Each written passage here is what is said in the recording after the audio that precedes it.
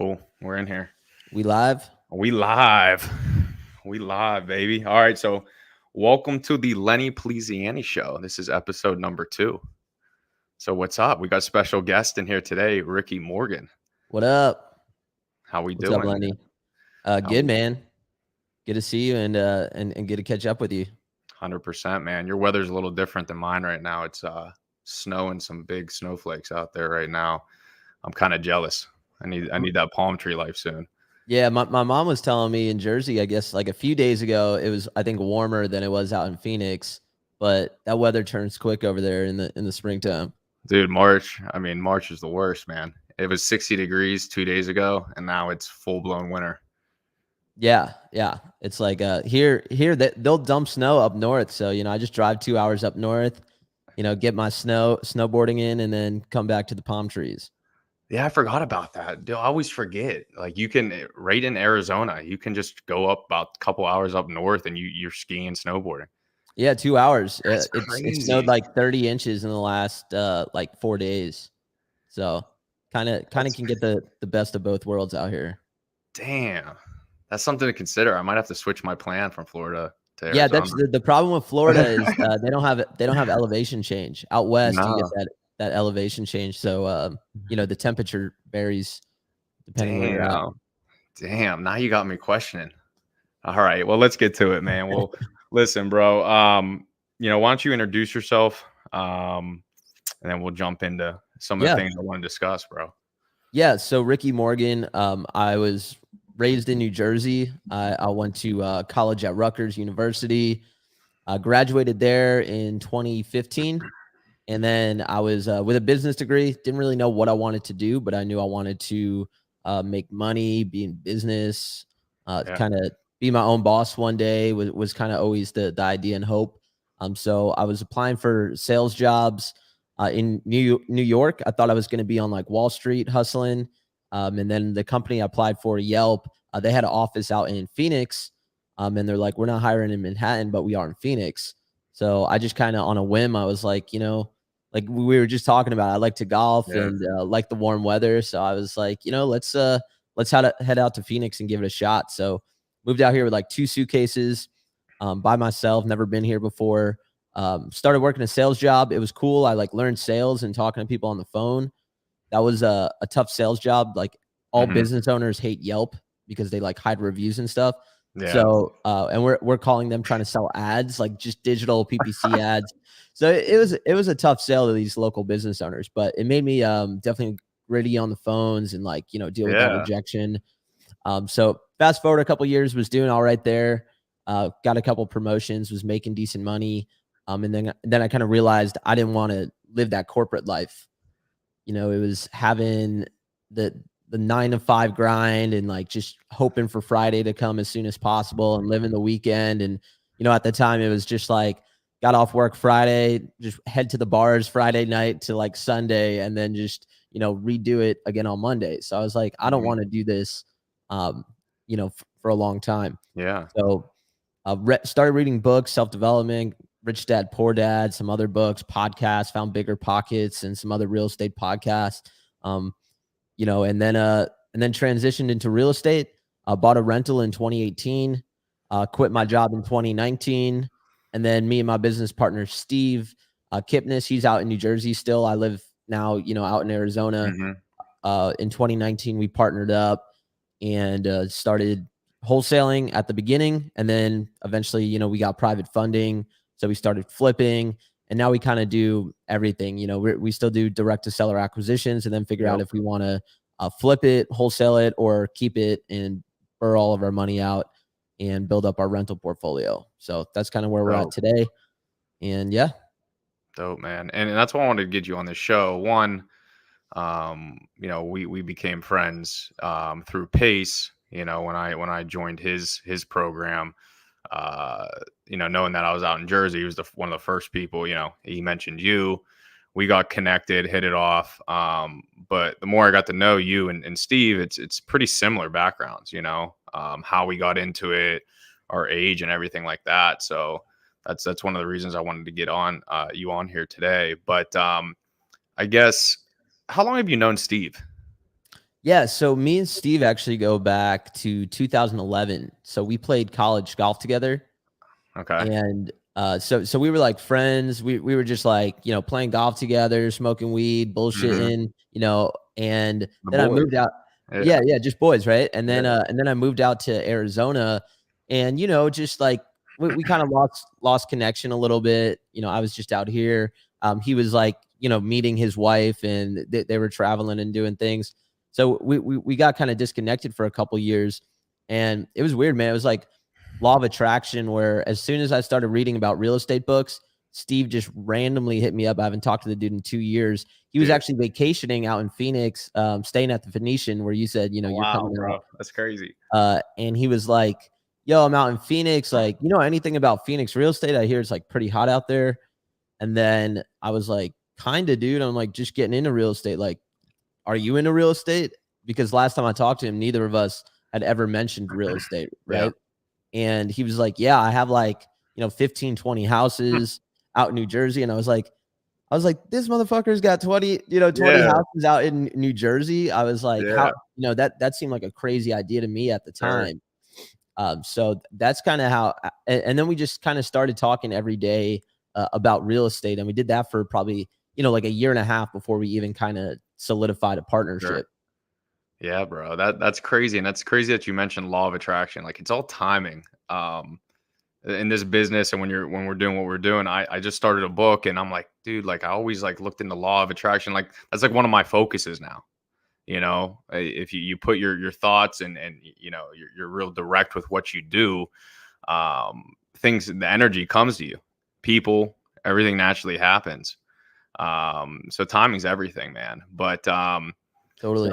yeah, bro. And we're gonna definitely have to talk about golf a little bit because we gotta play together. It's been long enough, man. Yeah, we got to get out there for sure, man. I got to be playing more. I like always kick myself. Like, you live out in Arizona, and I just Yeah, find myself not getting out on the course enough. that happens, bro. It's like when you live by the beach, you don't go to the beach, but Right, exactly. Same idea. and 100%. And so let's stay on the business partner topic. Because I think you guys have like an interesting duo. I wouldn't say you guys always mention you guys aren't like the perfect, like people talk about integrators and visionaries. How did you guys, when you guys first started to now, I mean, what was the plan with you two? Yeah, so I think the biggest thing was, I came from like a sales and marketing background.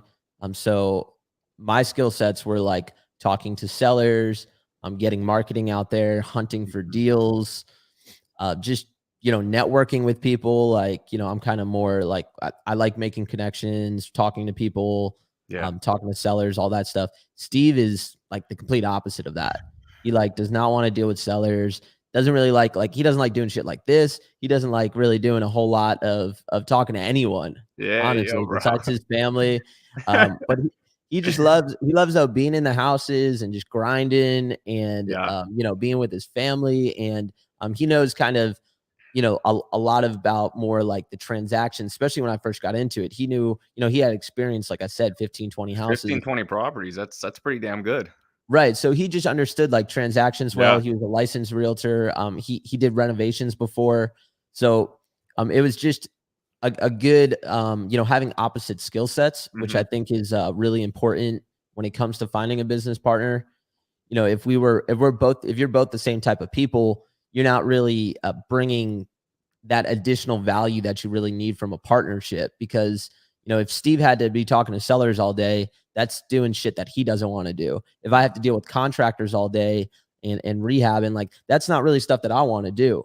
So it kind of really worked out that we just kind of had different skill sets, but at the same time our like core values, and just like we're both like East Coast grinders, Hmm. kind of no bullshit type of guys. So, we kind of had the same ideas and, kind of the same character traits deep down, which I think is important too. It's like if one person wants to, just be with their family all the time, and one person's trying to grind and make $1 billion, that dynamic might not work either. Because one person's Exactly. going to be like working like crazy, and the other person's going to be like, dude, we're fine. We did some deals. I want to just hang. So Yeah. I think we align pretty good from that standpoint, but our skill sets are very different. Yeah, yeah, that's huge. And I will say, Steve, I wouldn't say he's bad with sellers. I mean, when he wants to, if you guys, if anybody knows Steve out there, I mean, he's straight to the point. He can be a killer because I went on a in-person appointment. We did a deal, that deal that we did Yeah, together, yeah. and he gets the job done when he has to. Yeah, for sure. You know, he's learned to kind of like that role too. Like, Yeah. and he doesn't get fatigued per se because No. he's only like showing up to the house when it's like pretty much like teed up, ready to buy. Yeah. And you know, he's kind of He's developed. authentic though. You Yeah, know, exactly. He's you get him. authentic. He's Yeah. real. Which you know a lot of people don't. You know, they aren't these days when they're No. trying to go in and trick sellers and stuff. We're really big on just kind of being straightforward Yeah. and knowing like, dude, we're not the highest offer, but we're like for sure closers, and we're gonna buy your house.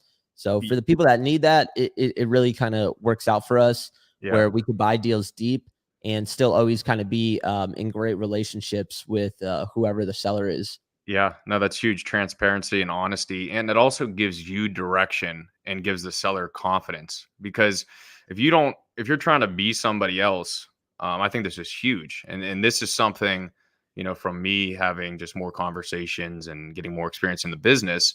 When you first get into it, especially if you're coming in wholesaling, some of the scripts that you start out using, you're trying to make it sound like you're the buyer and all of that. And especially if you're reading from a script, you can only be so authentic. But that's the first thing I see. I know that you put your content out there as well. And I'm seeing more and more guys that are high up in the industry just come out and say, you got to be yourself, and transparency, especially with everybody making calls, texts, and everything. That's what's going to set you apart. And the sellers have reason to trust you. But if your story doesn't make sense or you don't sound real, how are you going to close a deal? Especially us, we're doing stuff virtual over the Yeah. phone. Yeah, that confidence you portray over the phones is, huge. And Yeah. just talking to people overthink it too much. It's like, how'd you get my phone number? Like a seller's yelling at you. It's like Tell them. I skip Yeah. traced it. Yeah. Like, do you have a house you want to sell or not? You know, Mhm. people just overcomplicate it a little bit too much, or they feel like, they have to say certain things. But at the same point, I'm not really like, I see some people teach wholesaling where they should like kind of pretend to be the buyer. Yeah. And I'm a little bit more in the mindset of like, if you are doing that, you can still finesse the conversation and get deals done, but not necessarily be like, I am the buyer and like, I'm closing on your property in 14 days. Like if you're not going to Mhm. do that, just say, come up with something else about like you have some partners, or, you help sell properties like this to other investors or something Yeah. like that. And just if you're straightforward and transparent, I think in the long run, that's going to end up getting you more deals than, trying to fake it For on the sure. phones. Trying to be something you're not, you're going to put yourself in the hole. Even if you are the buyer, this and that, if you're promising things, or that's going to catch up with you. By the end of the transaction, everything's pretty transparent most of the time. Yeah, and Um, and also, like, we're not, like, unlike a lot of sales, like, I'm not selling a service or product. I don't have mhm. clients or customers, We're you the know customer, basically. right, we are the customer, Yeah. right? We are giving Yeah. them money. You think of, like, most sales things, right? It's like, it's the person that's transacting, they're the one that should be getting treated, nicely and this and that, right? We're Yeah. that person in these transactions. So I think people lose sight of that sometimes where like I'll be talking to a seller, I'll be like, all right, bro, go sell your house to someone else. But like you're Sure. the one that needs cash, and there's not a lot of people with, a bag of money willing to buy your piece of shit house right Yeah. now. Yeah. Yeah. And Yeah. I think that's huge because, especially in the beginning, I mean, and this just comes with experience, but you're on the phone, you feel like you're selling them on something, but and they might come off very aggressive in the beginning because they get 15, 20 calls a week. But you just, like we talked about, match that, but be transparent. Whoa, like I don't know why you're talking to me like this. Listen, we don't have to do business. I don't need to buy your house. There's a reason why you called me. right. Um, and change the whole perspective. Yeah, yeah. Even if it's like a call, it's like you called me. It's like, okay, bro, but like you could be doing anything in the world with your time right now, and you are spending it with me right now. So like, yeah, if there's no reason why we shouldn't be talking, I don't want to talk to you. You should want to talk to me. No. Like, let's just move on. But if you're carrying on the conversation, that there's probably something going on there, and you Yeah. probably do want to sell. But I Yeah. think it's not being sorry that you're calling people, Nope. asking them if you want to give them a bunch of money for their house, dude. Like, if Mm-mm. someone gets upset that you're calling them doing that, they probably got some other things going on in their life, and Exactly. shouldn't worry about those people. And sometimes I say that it's like I hope one day I don't get this mad when somebody calls me. But listen, let's just be straightforward here. Do you even want to sell your house? Sometimes that's the best question because Yeah, people avoid that. right. And I always go back to that question too. It's like, well, why did you text me? Because I'm trying to buy houses. Like, do you have something you want to sell? Like, I just always kind of loop it back to that, like whatever like the Mhm. objection is. Why are you Yep. reaching out to me? Because I want to buy houses. You got something you want to sell?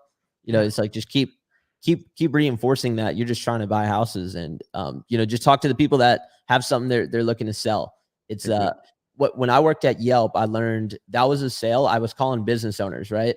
And um, they could sign up for Yelp ads for $5. So pretty much I could convince any business owner that I talked to on the phone to do that. Yeah. Like, it didn't matter what they were saying initially, what's going on in their life, like what's going on in their business. All I had to do was get them to put their credit card in for a free trial and spend $5. So you can convince literally anyone to do that. Yeah. But in real estate, and especially wholesaling, like, you're not convincing people to sell their house. No. Like, starting off selling their house. Like, if someone's not ready to sell their house, like, you're not going to convince them to sell. Mm-mm. So you got to get past that part. And then once they actually need to sell, there's only a small portion of people who might consider, selling for a discount for convenience. Yep. And that's also something that's kind of, you can't really convince someone who doesn't want to do that to do that. So you as a salesperson have to kind of realize it's a type of sale where you're not doing a lot of convincing. It's a lot more sifting through leads to get to those right people. And I think that's a huge point right there because I think a lot of people struggle in this business, and I'll admit I was one of them. You try to make a sale or make a fit out of every potential prospect, and all you're doing is missing out potentially on that person that is a good fit. There's tons of ways to sell your house, so you have to make sure you're talking to somebody that is actually going to get value from what we can provide. And like you said, we're never the highest buyer. It just that doesn't fit our model. But we can offer things that a lot of other types of buyers or even themselves can't do. Yeah, yeah, and you got to be transparent with that. I'm the first one always, like, Yeah. asking them why they don't list it with a realtor, and Yeah. then kind of explaining how the realtor route looks like. It's, you could go, that's the way you're going to get the Hmm. most money, but you got a buried underground oil tank that's leaking. So good luck selling to an owner occupied Yeah. with that issue. Like, they're all gonna run as soon as they hear that. So Yeah. if you want to pay 30 grand to fix that issue, you should probably pay 30 grand and then go list the property. But if Hmm. you don't, but a lot of people, they don't have the 30 grand. Like, they can't necessarily do that. They don't want to deal with all that bullshit. So then it's like, then I'm your best option if you don't want to do that. Yep. Like, giving people options and then just explaining to them, it's like, hey, you make the decision what's best for you. I can't make that for you. I think is the way to kind of build that rapport and actual trust with buyers. I mean, with Sure. sellers, unlike trying to just convince them to why your offer price is cheaper, or trying to tell them that the numbers are lower than maybe what they are. Dude, they can go look it up on Zillow. They can go online, and the saying is, buyers are liars, sellers are worse. Dude, they know their numbers. They wouldn't be having this conversation if they didn't have an idea. They probably have a cousin that's a realtor. You're not gonna in this day and age. You have information at your fingertips. So who are you trying to play? Right, totally. Everyone's got it out there, so it's no reason to kind of Wow. try to, it's like sometimes we'll maybe try to, like, go over rehab costs and be on the little bit conservative side of, like, rehabs, and, like, the ARV a little bit conservative to Sure. try to squeeze our numbers a little bit. But, Hmm. like, they have that information out there. They're already calling realtors and talking to neighbors and seeing what things Sure. are selling for. So that's also why I'm really big on not really being the first one to throw that number out, because sellers will always be like, I have no idea, make me an offer. But they do know. You just have to, spend some time and convince them that they have a whole bunch more information than I do at this current moment, to at least give a range of what they might Hmm. want to sell for. Yep. Yep. No. So I mean, transparency. This is a big lesson. especially if you're starting out. I mean, transparency, honesty, Yeah. and you can backtrack. Know that not everybody's the right fit. We have a couple VAs that we use, and they're lead managers, whatever, and they were whatever company they came from or what they thought, they would lie, and say that they're local, this and that. I said, whoa. I said, tell them that you live in Central America. Tell them that you just started. Right. That's what they want to hear. You're not fooling anybody. You don't sound like you're from here, like, so when they started doing that, it was amazing. I mean, some people were so intrigued by, we have a girl that is out of Venezuela, and turns out that she loves visiting there. I mean, she built rapport. I'm like, you see that, like, and you Yeah. you you could talk about it.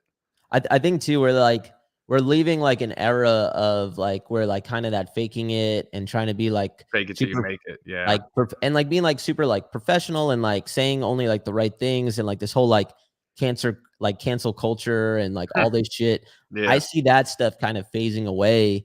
I'm even on like social media, right? Everyone for a while was like, like I'm like the nice family guy and like everyone's playing like Mr. Nice Guy. Now it's like cool to just be like, I'm me, like I don't give a fuck, like Sure.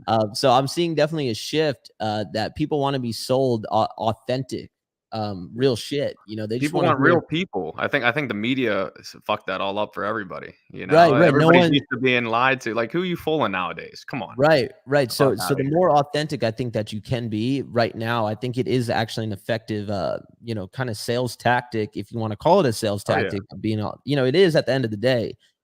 If being that nice guy and smooching, like if that was the way for me to get more properties, I'd probably be doing that. But I Sure. truly believe that, right now, just being super authentic and raw with people, and letting them kind of dictate then what they want to do is Yep. the way to get more houses under contract. 1000%. And you're having fun with it. You're being yourself.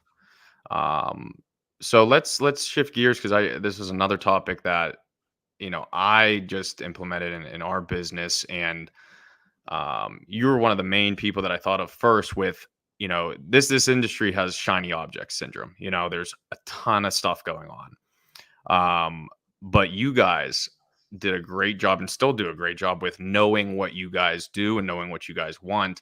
And when I went to the meetup that you guys had in New Jersey, which was dope, at one of your projects, you guys emphasized that, like, you guys fix and flip properties. You might have started wholesaling, but you guys just do one thing, one train, and roll with it. But what has that, as far as benefits, with your business, what is that, just focusing on one thing, done for you guys?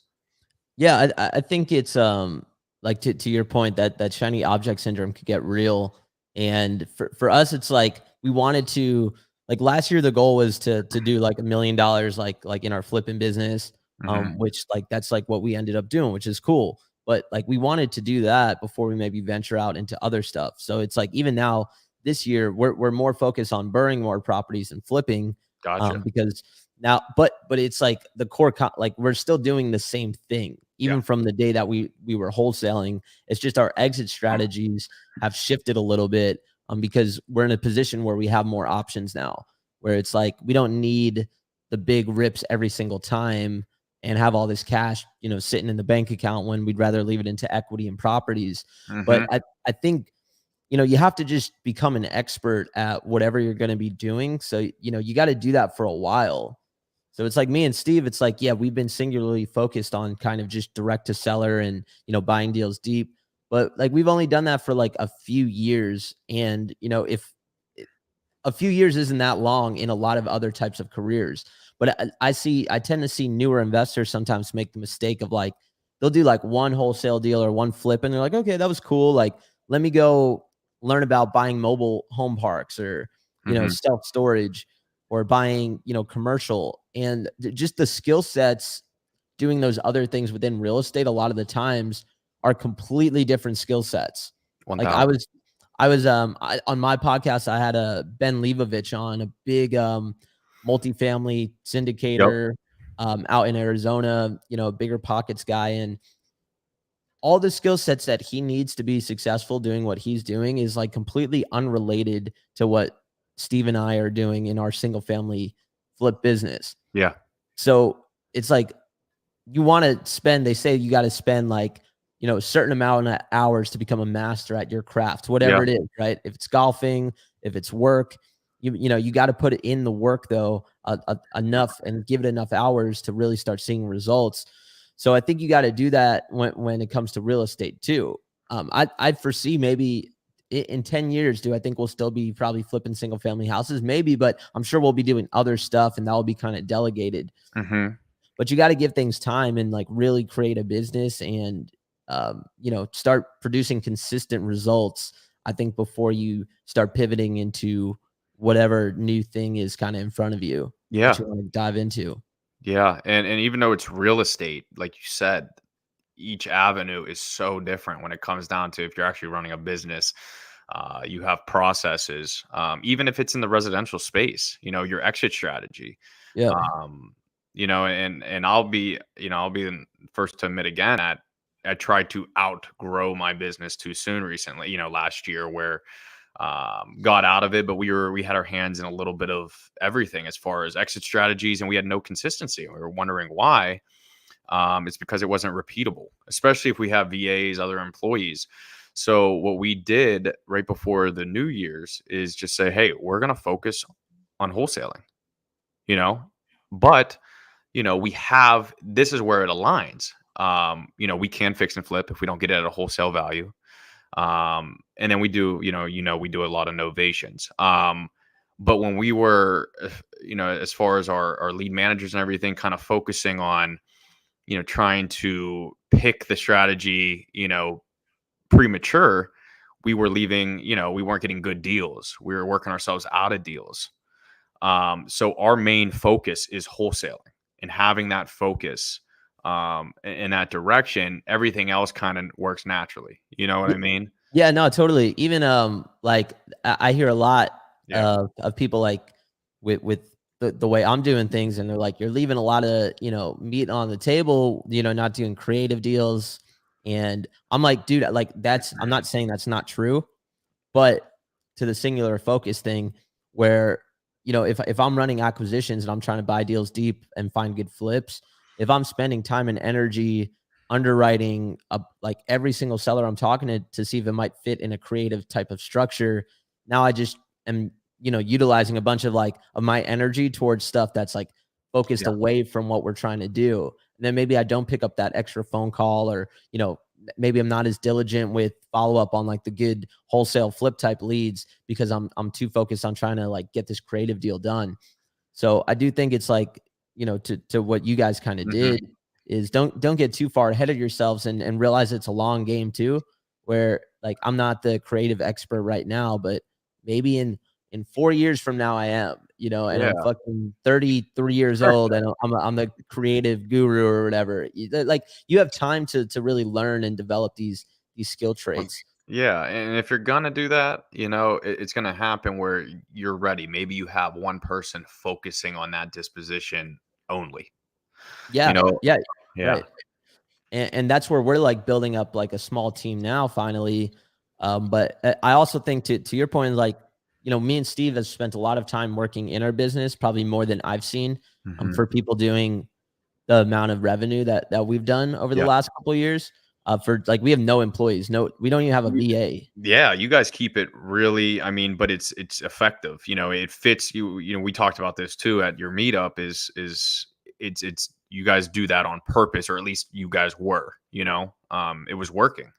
Yeah, yeah, and it's like it still works, and it's just a matter of like eventually, yeah, you do want to grow, but you don't have to kind of force that grow. And I think it's maybe should have would we be further along if we've like tried growing the business 6 months ago or 12 months ago, maybe.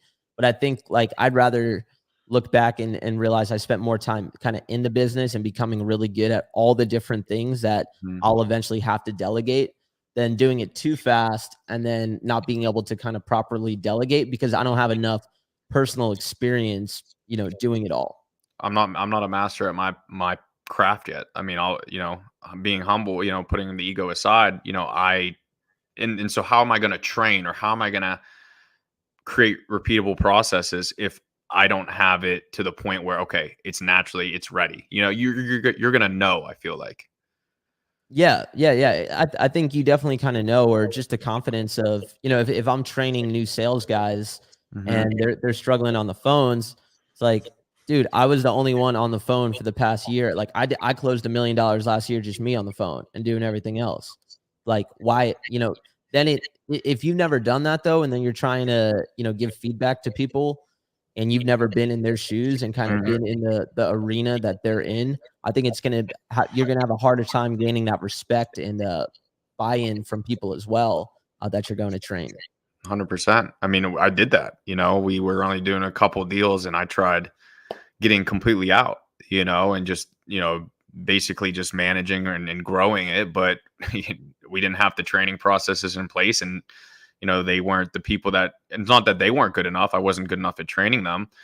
Right before the New Year's, I went full time acquisition again, same like you, and we have 11 deals under contract, and we're gonna probably do over $100,000 next month. You know, Yeah, and we and got rid of all of our VAs basically, except for our marketers and one lead manager. yeah, there's nothing wrong with that. I'm always a fan of, stay small and slowly grow, and try to spend more of the money on like revenue generating activities, especially when you're new and starting out. You don't got to get super fancy. Like I even say last year, Mhm. like we did $1 million like working off a Google sheet, like literally Crazy. like one sheet, like it didn't like no CRM Yeah, whatsoever, like no processes. Like it doesn't have to be overly complicated to start doing a pretty good amount of business. You don't need 100%. you don't need that shit set up day one. Dude, and I know you guys will talk at the end. I'll let you talk about Flip Lab and your course and mentorship and all that stuff. But I mean, you prove it right there. I mean, you guys are doing serious business. I mean, big flips, like all this stuff having success, and that just there's no excuse. I mean, you guys have a simple model. You're in the business. You live a balanced lifestyle. So, I think all these people think you have to have all this money or all these systems in place coming in. And I mean, dude, like you'll agree now more than ever. I mean, wholesaling or real estate is so mainstream from what it was even like 2 years ago. Sure. So I think people get in debt, without doing a first deal. They're $50,000 in the hole because they build this whole thing up or spend that much on a course or a mentorship, and they wonder why they're out of it. Yeah, I think people just they overthink it too much. Like you can literally get deals like just, get a list of agents and like just call agents and be real with them. I know these brothers out in Arizona that, they like rip the bong every morning and then they call agents and they like they're like, "Hey man, like I just hit the bong. Like y'all got any deals for me? Like I'm trying to slang Yo, something." They're like 20 years old, dude, and they just like rip, cold calls to agents, and they did like 7 deals like last month or something like that. it's And crazy. you talk to other people, like, especially in Arizona, man, it's, there's obviously it's like the guru capital. Like, so there's a ton of students at all and there's so many meetups. Yeah, what's up with And Arizona, man? You dude, guys, I don't know, man. I didn't even know this when I got into it. It just like happened to yeah, be like, I like was learning about real estate and then I was like, oh, that's crazy. Like he's from Arizona. And then it's like he's from Arizona. It's like everyone was from Arizona. But I go to there's meetups all the time, dude. It's like you could have a full-time job just going to real estate meetups in Phoenix. And certain people you will see at every single meetup and they still haven't done a deal yet.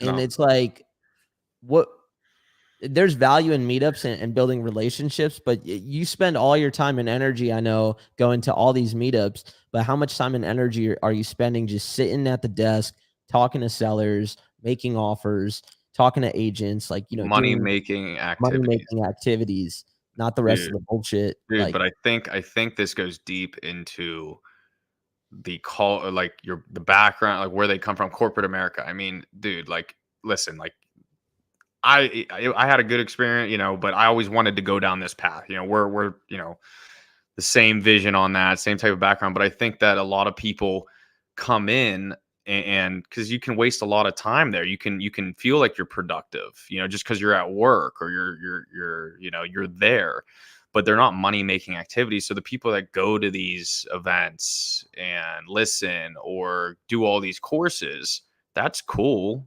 I recommend you get a foundation and you start, but after 60 days, go jump in the ocean. Yeah, totally. You should, like, I was reading books and like podcasts and like going to the meetups and asking all these Hmm. questions at the start, but you got to not stay in that position too long, and then really dive into and do the business too. And not focus, like you were saying as well, where you do like 2 deals and then you're looking to delegate yourself out of the business. Like Hmm. me and Steve like work like a couple focused hours a day, with just us to do what we're doing. So, people also want to grow the team so they don't have to work, but it's like I'm not working 12, 15 hours a day, like grinding all day. Like it's No. answering some phone calls, calling some leads back. I actually have a lot of time, and that's why I started filling my time more with like trying to grow a brand and doing content, because I had extra time, and that's working in the business. Hmm. So some people, it's like they want to work out of the business and just I don't know what they want to do all day. Like I would go kind of Sure. crazy if I had nothing to do all day. Sure, sure. And I always, just I guess, my mindset is shifting. I'm always constantly looking at my mindset. But, the reason why I'm starting to do this is it's a great form of networking, but I'm looking at, I could potentially be doing deals. We do a pretty creative way of doing innovation deals. Everybody wants to know, I can talk to this is a form of us collaborating. We did a deal together, Yeah. last year. Right, if I was never on that, like, thing with Pace, then maybe you Exactly. never find me, and then we never do a deal, and then, Boom. it's like we've sent you guys, like, some things to try to novate, and, Hmm. it's, yeah, there's a lot of value that does come with that, right? But I think it's a matter of I'll see dudes once again, they've done, like, maybe 1 deal or they haven't done a deal, and they're also doing stuff like this, and it's like, you don't need to be doing podcasts if you've never done a deal before. There's a time and place for it, but Exactly. make time for it, but don't let that replace you from actually being on the phones and talking to sellers and trying to get deals done with Exactly. production. Exactly. So a couple of things we've hit: transparency, which is that should be authentic. I mean that everybody can do that. You not needing money. Listen, you might have to spend. Listen, you need a little, maybe spend a little bit on education, but YouTube University. I mean, that's literally. I always go back. That's where I learned the Yeah. most, man. I've There's so never many. yeah, I've never spent $1 on coaching myself or any mentorships or anything like that. Yeah. I'm not saying that, like if you're the type of person that kinda wants that, Hmm. like, I get it, and it could definitely be beneficial, but it's also like, yeah, it's not the secret sauce. Not at all. I mean, and right now, here's an example. I mean, we stopped, and I always take this from you, man. We're really going singular on a lot of our stuff, our exit strategies, even our marketing. We're in a couple markets, so now we're just spending marketing dollars in Atlanta. But I'm in Pittsburgh. We're gonna start getting into Florida, but Pittsburgh's all referrals, and then we have a deal in North Carolina that's a JV deal. That through networking, through talking. But in Pittsburgh, her name's Christy Kotwicka, and I mean, she's hustles, man. We got the same mindset. We just locked up 2 flips off the MLS. Like I mean, but she's out there sending us deals. So we're doing 2 flips in Pittsburgh right now. Zero marketing dollars, just networking. And trying and making the people that are on the same page as you. They have the mindset. They're willing to work. It goes both ways. You got to Sure. find, if you're gonna, but the whole concept is you don't need to spend money on marketing. You can go to these events. You can see who's struggling, who has dead deals. You Dude, I find had what, yeah. my buddy Ryan Zolan out here in Arizona. I had dinner with him last night, and like they just did like $1 million so far this year in wholesale deals with like no marketing expense, Crazy. just like agent outreach and working with other wholesalers. So yeah, there's a ton of ways to do the business. I mean, we spend a lot of money on marketing too, and I think it's like the strategies, like they utilize agents a lot to get deals, and agents kind of like out here like pocket listings are kind of a thing and all of that. In New Jersey, it's not as agents are like I can't send you a pocket listing or like list like. Hmm. So there's different things that work in different markets, Market. but if you're resourceful and strategic about it, like yeah, there's no excuse not to be getting started because you don't have funds, which is like the biggest comment that people always say Yeah. is, I need money to get going. And it's like, you don't. It It's makes things complaints, easier. excuses. Yeah, man. It's what it comes down to is talking to people. Yeah, 100%. That's it, man. Anybody can do it. Nah, that's all dope. Well, listen, we got a couple minutes left. What would you change knowing what you know now in the beginning? What would I change? Might I not don't be anything. Yeah, yeah. I honestly so here's the thing. Like I struggle with those questions because like looking back in hindsight, I Yeah. think you can always you can always look back and say like, what I should have changed. But Mhm. when you look at but in the moment you didn't know those things, right? You didn't have that hindsight. Like I hear a lot of people talk about how they wish they would have kept more properties. Like Yeah. I'm actually happy I didn't really keep a lot of properties because I needed to learn how to make money and like get in a money position to allow myself to like grow as a person and be able Sure. to then get in a position where I could, I could still buy up a bunch of rentals, like a couple of years of not doing that. Mhm. Um, I do think though, I would have spent, I wish I would have dove into it a little faster, I guess, like looking back, like it took me, I was studying and like running some marketing for 6 months and 6 months, it probably took me almost a year to kind of get like that first deal. And I wish, I would have been a little bit more how I am now, where deals could come from anyone, anything. It's not that complicated. I think I Yeah. was kind of overcomplicating the whole process and systems. I was setting up fancy CRMs day one, and I was very concerned about which skip tracing company I used for data. And I look back at all that stuff now. I'm like, none of that shit really matters that much. Mm. So No. I think focusing less on that stuff and focusing more on like we've been talking about, just talking to people, talking to sellers, talking to agents, talking to wholesalers, and just trying to get deals done. Isn't it funny? The more that you're in this business or anything, it's just it's simplicity. It's just really it's a lot simpler than what we make it out to be in the beginning.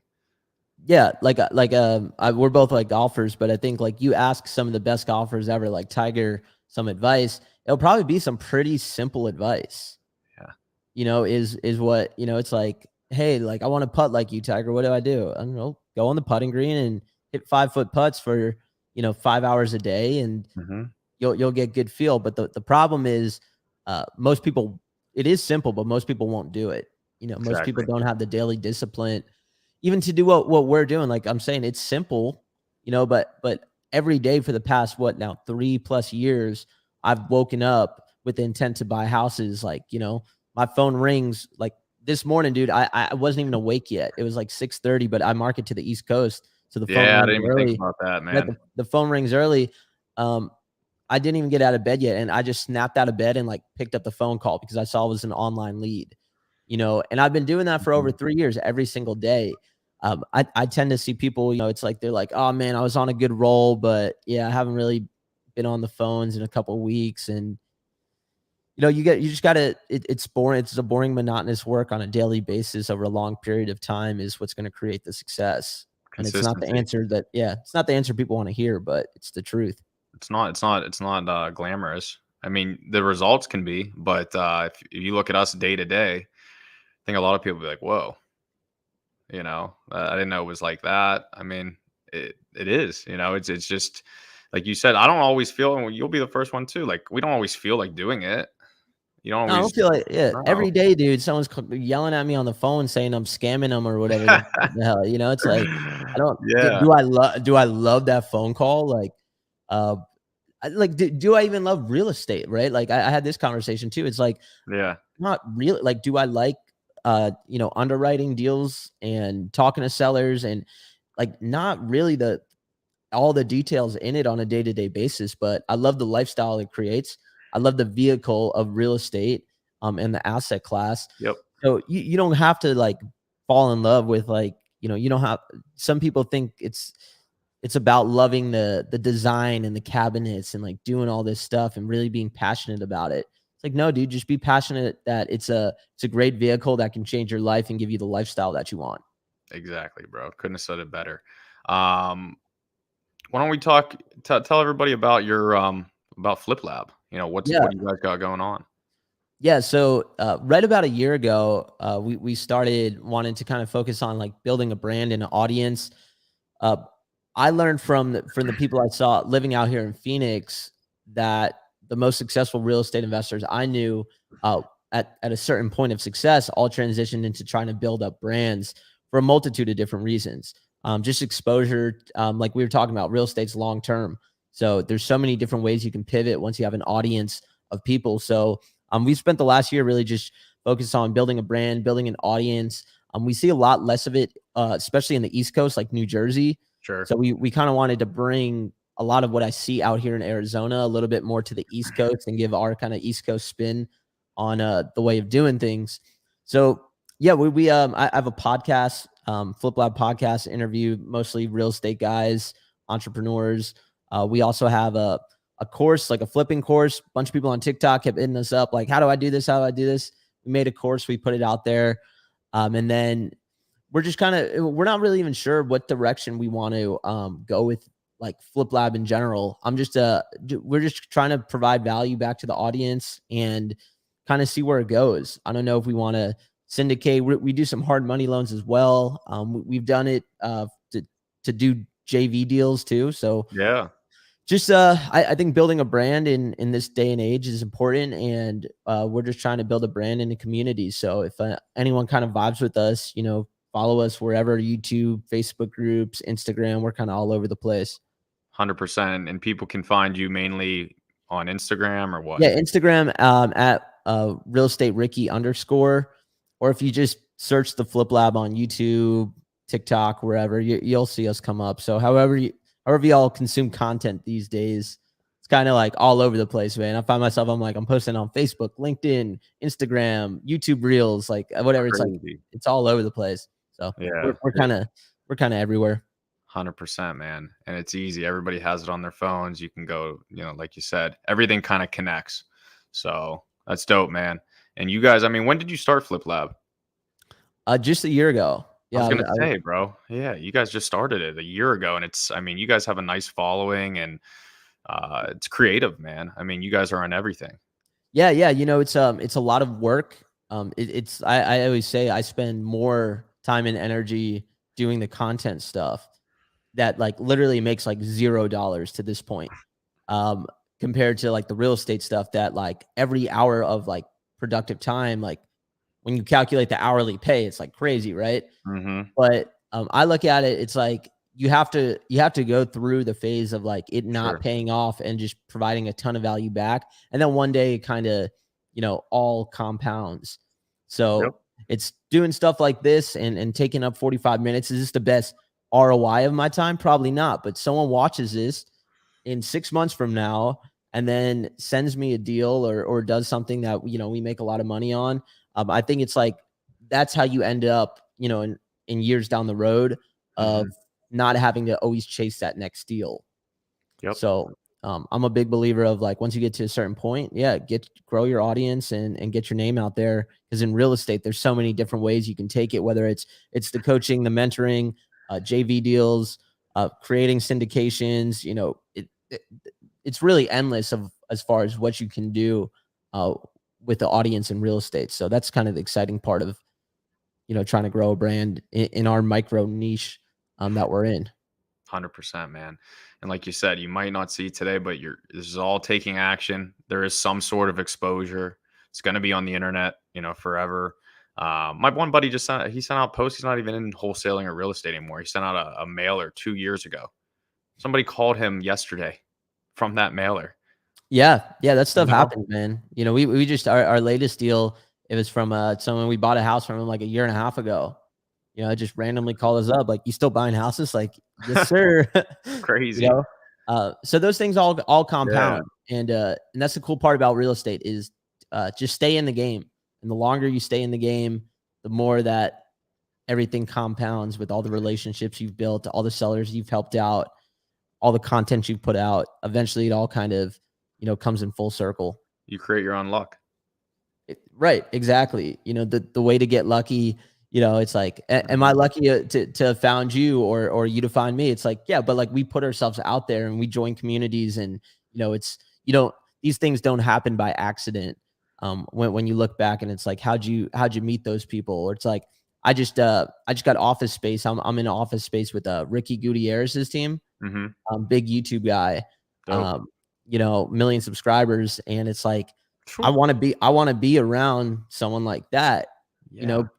but I'm creating my own luck while doing that. I'm putting those things out there to try to, pay a little bit more in office space to be around that, to not even know exactly how that could directly impact me, but just putting yourself in positions where, you're going to get lucky It's over gonna time. get your odds are gonna be a lot better. I can tell you Exactly.